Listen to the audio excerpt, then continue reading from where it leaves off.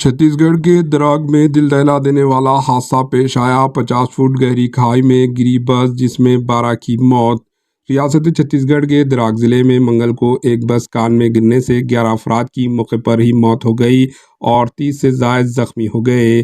Police हाकिम ने ये जानकारी दी। हाकिम ने बताया कि कुम्हारी थाने इलाके के तहत खपारी गांव के करीब कान में बस गिरने से गाड़ी में सवार 11 अफराद की मौत हो गई और तकरीबन 38 दीगर जख्मी हो गए। इन्होंने बताया कि कुम्हारी इलाके में वाक़े बस मुलाजमीन के साथ रवाना हुई थी और बस में तकरीबन 45 मुलाजमीन सवार थे। हाकिम ने बताया कि ये वाक़या मंगल की रात 8:30 उस वक्त पेश आया जब बस खपारी गांव के करीब पहुंची और बेकाबू होकर मोरम कान में जा गिरी। पुलिस के मुताबिक वाक़े की इत्तला मिलते ही पुलिस की टीम जाए वाक़या पर रवाना कर दी गई और इमदादी कार्रवाइयाँ शुरू कर दी।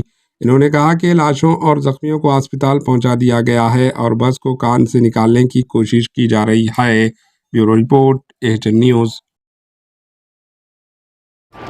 एएचएन न्यूज़ को लाइक करें, शेयर करें और सब्सक्राइब करना ना भूलें।